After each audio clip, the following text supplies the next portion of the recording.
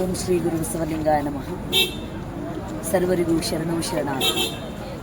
ಇವತ್ತಿನ ದಿವಸ ಜಮಾತೆ ಇಸ್ಲಾಮಿ ಹಿಂದ್ ಬಸವ ಕಲ್ಯಾಣ ವತಿಯಿಂದ ಸರ್ವಧರ್ಮೀಯರ ಒಂದು ಸಮಾವೇಶ.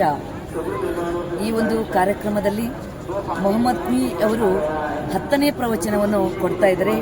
ಅದು ವಿಶೇಷವಾಗಿ ಯಾವ ವಿಷಯದ ಮೇಲೆ ಅಂದರೆ ನ್ಯಾಯ ಮತ್ತು ಸಮಾನತೆ, ಮನಃಶಾಂತಿ, ಧರ್ಮ ಮತ್ತು ಮಾನವ ಸಂಬಂಧ.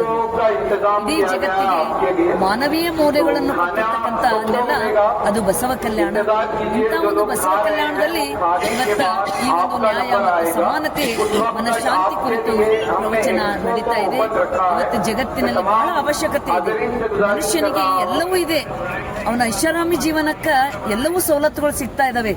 ಇವತ್ತು ರೋಬೋಟ್ ಯುಗದಾಗ ಮನುಷ್ಯ ಬದುಕ್ತಾ ಇದ್ದಾನೆ, ಆದ್ರೆ ಮನಃಶಾಂತಿನೇ ಇಲ್ಲ. ಅದಕ್ಕೆ ಮನಃಶಾಂತಿ ಬಹಳ ಮುಖ್ಯವಾಗಿರ್ತಕ್ಕಂಥದ್ದು. ನಮ್ಮ ಜೀವನದ ದೊಡ್ಡ ಸಂಪತ್ತು ಯಾವುದಂದ್ರೆ ಮನಃಶಾಂತಿ. ಆ ಮನಃಶಾಂತಿಯಿಂದಲೇ ಪರಮಾತ್ಮನ ದರ್ಶನ ಆಗ್ತದೆ. ಅದಕ್ಕಂತ ಒಂದು ಮನಃಶಾಂತಿಯನ್ನು ನಾವೆಲ್ಲರೂ ಕೂಡ ಪಡ್ಕೊಳ್ಬೇಕು. ಅಂತ ಒಂದು ಪ್ರವಚನ ಬಹಳ ಒಳ್ಳೆ ರೀತಿಯಿಂದ ನಡೀತಾ ಇದೆ. ಹೀಗೆ ನಾವು ಜನಗಳಲ್ಲಿ ಶಾಂತಿ, ಸಮಾಧಾನ, ನ್ಯಾಯ, ಮಾನವೀಯ ಸಂಬಂಧಗಳನ್ನು ಬೆಳೆಸ್ತಕ್ಕಂಥ ಕಾರ್ಯ ನಾವೆಲ್ಲರೂ ಕೂಡಿ ಮಾಡೋಣ. ಇವನಾರವ ಎನ್ನದೆ, ಇವ ನಮ್ಮ ಅಂತ ಎಲ್ಲರನ್ನೂ ಹಿಂಬಿಟ್ಕೊಂಡು ಎಲ್ಲರನ್ನು ಪ್ರೀತಿಸಿ ನಾವು ಜೀವನ ಸಾರ್ಥಕ ಮಾಡ್ಕೊಳ್ಳೋಣ ಅಂತ ತಿಳಿಸಿ, ಇವತ್ತು ನನಗೆ ಈ ಒಂದು ಕಾರ್ಯಕ್ರಮದಲ್ಲಿ ಕರೆಸಿ ನನಗೆ ಆ ಒಂದು ಮಾತಾಡ್ಲಿಕ್ಕೆ ಅವಕಾಶ ಮಾಡಿಕೊಟ್ಟಿರ್ತಕ್ಕಂಥ ಈ ಒಂದು ಸಂಸ್ಥೆಗೂ ಕೂಡ ನಾನು ಅನಂತ ಶರಣಾರ್ಥಿಯನ್ನು ಸಲ್ಲಿಸ್ತಾ ಇದ್ದೇನೆ.